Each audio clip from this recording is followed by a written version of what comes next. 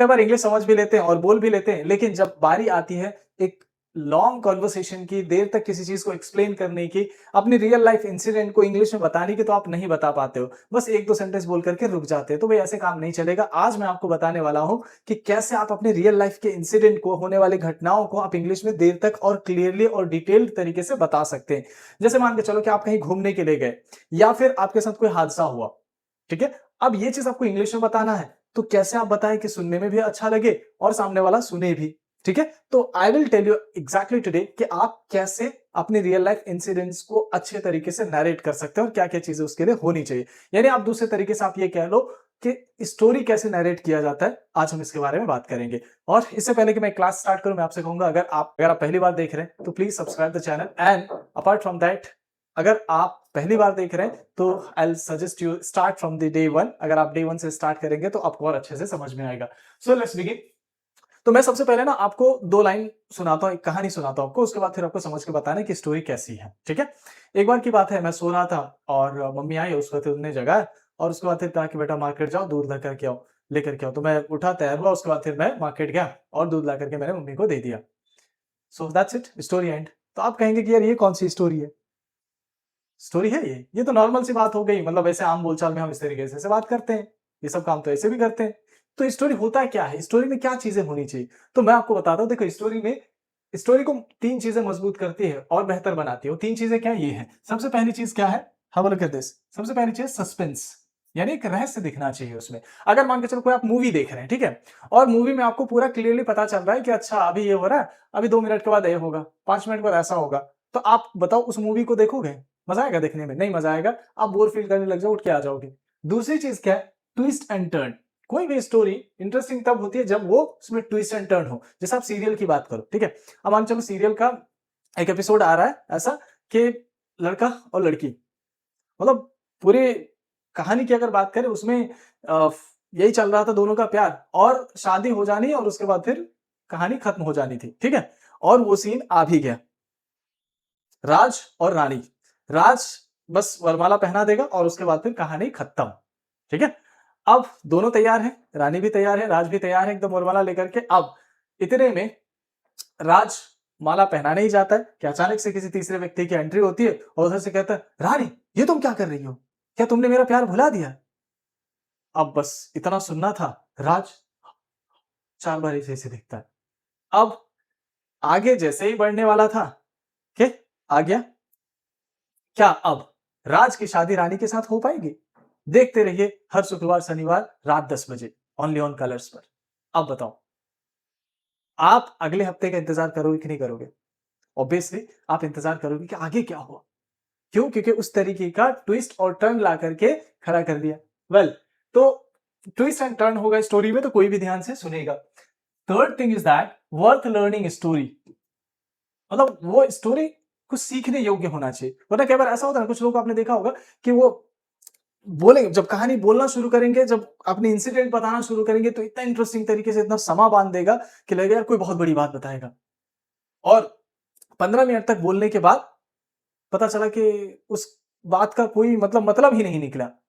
अरे पता है कल क्या हुआ था? कल वो मैं और मेरा दोस्त मतलब घर से निकले और निकलने के बाद बस थोड़ी दूर पहुंचे ही थे कि एक दुकान आया और जैसे हम लोग दुकान तक पहुंचे, मेरा मन किया कोल्ड ड्रिंक पिए।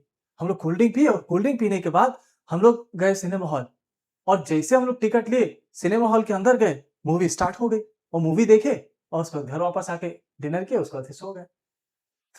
कितना अजीब लग रहा है सुन के ना? स्टार्टिंग में ऐसा लग रहा था कि कोई बहुत बड़ी बात बताएगा, लेकिन एंड में कुछ था इसमें नहीं। तो स्टोरी ऐसा होना चाहिए कि there should be something to learn, कुछ सीखने योग्य बात जरूर होनी चाहिए, एक मोरल ऑफ द स्टोरी जिसे कहा जाता है, ठीक है? तो खैर ये 3 चीजें अगर आप रख पाते हैं किसी भी स्टोरी में, तो आपकी स्टोरी वाकई इंटरेस्टिंग होगी। तो चलो अब हम शुरुआत करते हैं स्टोरी की कि अभी जो मैंने स्टार्टिंग में 2 लाइन आपको बताया था, अब उसको हम स्टोरी में कैसे कन्वर्ट कर सकते हैं, कैसे इंटरेस्टिंग बना सकते हैं, उस पर हम फोकस करते हैं। जैसे एक दिन की बात है, तो क्या बोलेंगे? वंस। क्या बोलेंगे?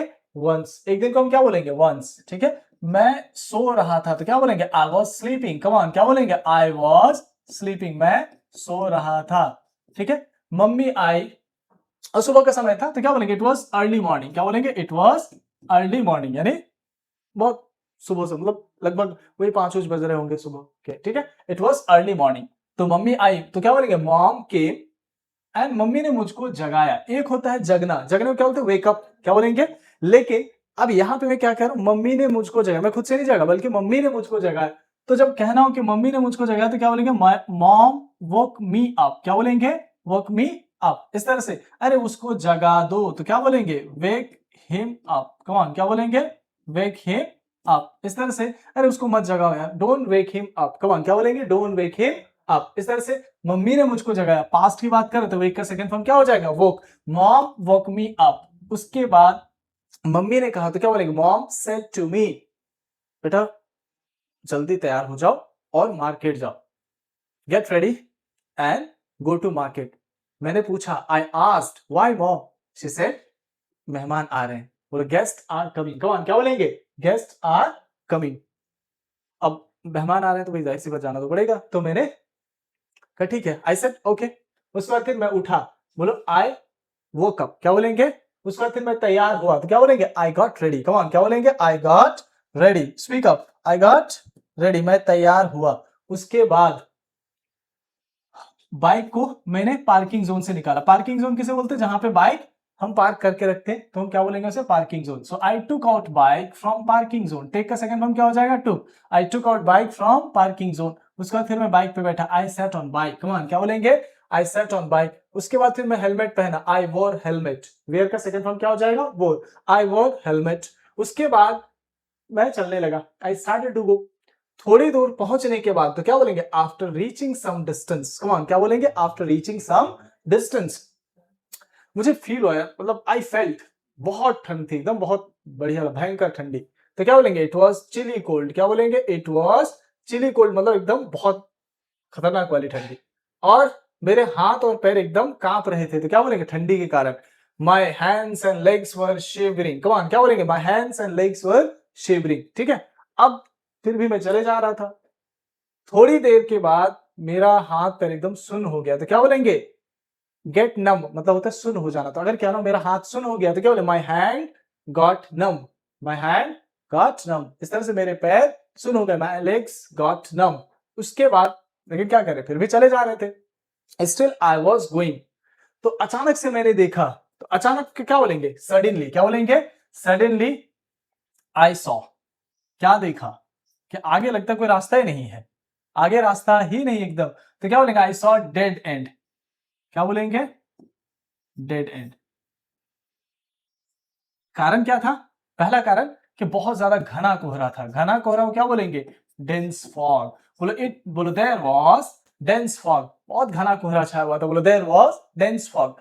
और दूसरा कारण पता है क्या, अचानक से जो आगे मुझे लगा कि रास्ता ही नहीं है, क्यों, एक तो कोहरा था, और दूसरा कारण क्या था कि रास्ता कुछ इस तरीके से, मैं इधर से आ रहा था और यहाँ पे जब मैं पहुंचा तो आगे कुछ दिख ही नहीं रहा था, क्योंकि आगे रास्ता ही नहीं था, खत्म, ठीक है।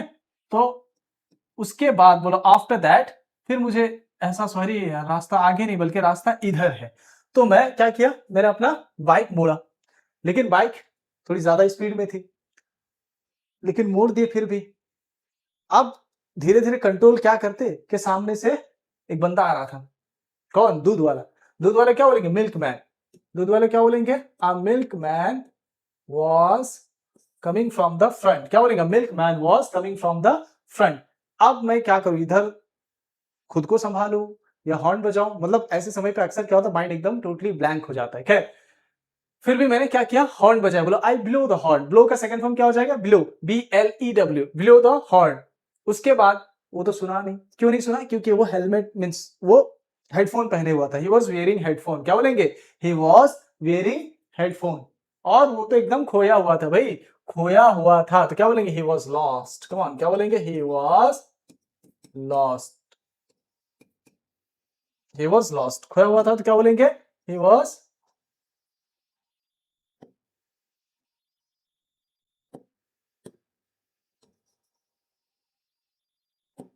वो एकदम खोया हुआ था, बोले ही वॉज लॉस्ट, ठीक है।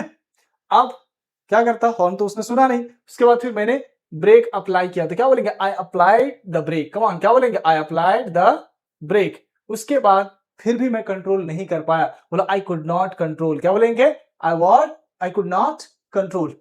अब वो भी ध्यान कहाँ दे रहा था, वो तो खोया हुआ था। बोले he was lost in song, किस चीज में, गाना में एकदम डूबा हुआ था। तो डूबा हुआ ना तो क्या बोलेंगे, लॉस्ट। कभी कभी आप किसी को कुछ बोल रहे हो तो सुन नहीं रहा होता है, कहाँ खो गए हो भाई, वेयर हैव यू लॉस्ट, क्या बोलेंगे, वेयर हैव यू लॉस्ट, कहाँ खो गए हो। इस तरह से वो गाने में, मतलब वो गाना सुन रहा था और उसी में खोया हुआ था, he was lost in song.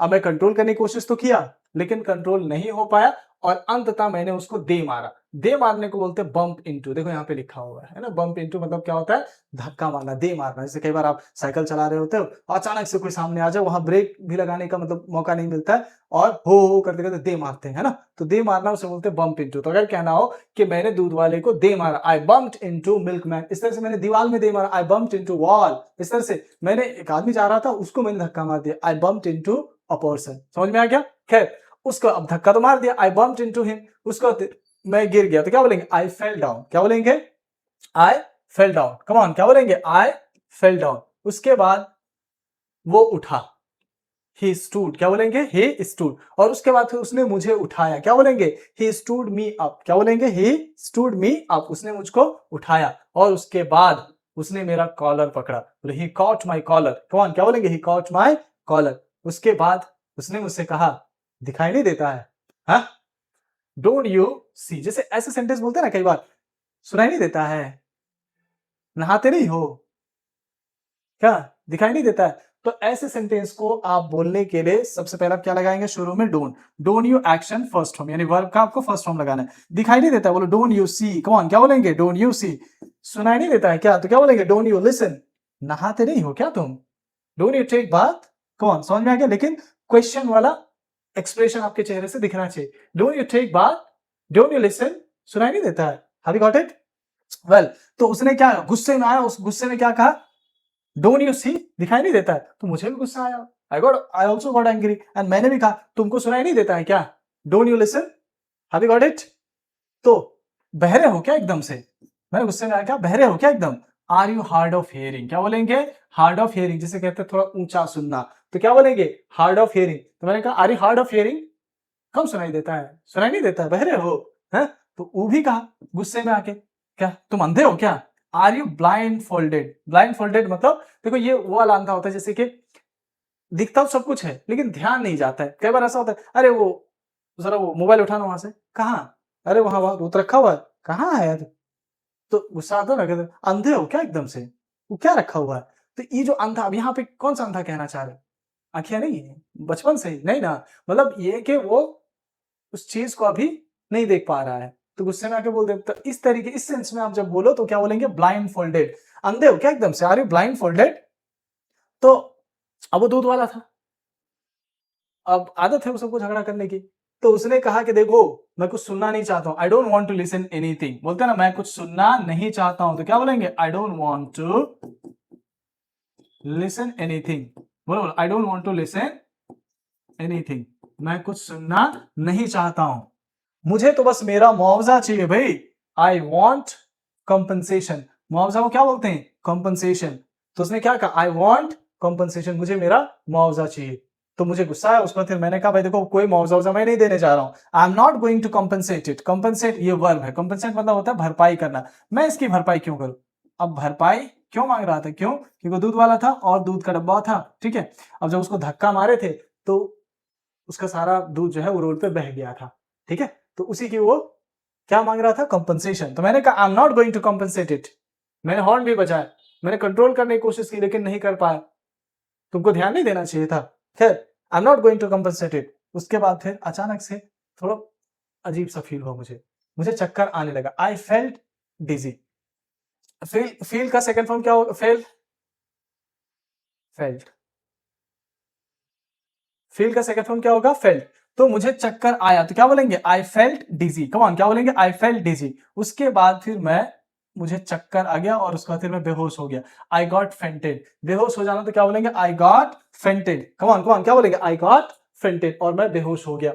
उसके बाद पता चलता है बाद में मुझे कि मेरा एक फ्रेंड आसपास ही रहता था, तो वो आया और उसके बाद फिर उसने मामला को रफा दफा किया। मामला को रफा दफा करना तो क्या बोलते हैं, सेटल द मैटर। क्या बोलेंगे, सेटल द मैटर। अरे मामला को रफा दफा करो, क्यों क्यों झगड़ रहे हो भाई, settle the matter. Come on, क्या बोलेंगे, सेटल द मैटर। तो वो आया, बोले ही केम, और उसने मामला को रफा दफा किया, ही सेटल द मैटर। उसके बाद फिर वो चला, वो मुझको लेकर के हॉस्पिटल गया, तो क्या बोलेंगे, he took me to hospital. क्या बोलेंगे, वो मुझे हॉस्पिटल लेकर के गया, तो क्या बोलेंगे, he took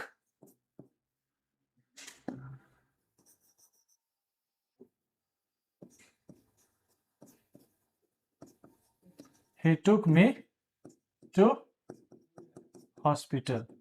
he took me to hospital, वो मुझे हॉस्पिटल लेके गए। उसके बाद फिर उसने मुझे एडमिट किया, ही एडमिटेड मी देयर, और फिर उसके बाद मेरा इलाज हुआ, तो क्या बोलेंगे, I got treatment. Come on, क्या बोलेंगे, आई गॉट ट्रीटमेंट। और उसके बाद फिर मैं शाम को घर वापस आया, and then I came back home in evening time. Got it, समझ में आ रहा है ना। तो इस तरह से एक एक चीज को बारीकी से एक्सप्रेस करना आपको आना चाहिए। इस तरह से ये तो आपको पता चल गया कैसे बोलना है। और भी बहुत सारी घटनाएं घटित होती है आपके जीवन में, इस तरीके से आप try to express each and every word line by line. Got it. आप जब 5-7 चीजों को एक्सप्रेस करना सीख जाएंगे तो ऑटोमेटिकली फिर आपके लिए आसान हो जाएगा, किसी भी इंसिडेंट को इंग्लिश में एक्सप्रेस करना टफ नहीं होगा। यू कैन डू दैट, ठीक है। तो खैर देखो, सीखने वाली बात है कि देखो घटना जो हुआ, क्यों घटना हुआ, पहली बात तो मैं ध्यान नहीं दिया था, जहां पे ये दुर्घटना हुआ वो क्या था, ब्लाइंड टर्न था। ब्लाइंड टर्न मतलब समझते हैं, एक अंधा मोड़, जैसे इस तरीके का जो मोड़ होता है ना, इसको हम क्या बोलते हैं, ब्लाइंड टर्न। कम ऑन, क्या बोलेंगे इसको, ब्लाइंड टर्न, या फिर बोलेंगे हम शार्प टर्न। तो इसी कारण कई बार जो ऐसे मोड़ के पहले ही बोर्ड लगा हुआ रहता है, आगे तीव्र मोड़ है, कृपया धीरे चले, है ना। और धीरे वैसे भी चलना है, अगर धीरे चलोगे तो घर पे मिलोगे, वरना तेज चलोगे तो हरिद्वार में मिलोगे, वो भी लोटे में पैक होकर के। तो remember that. Have you got it.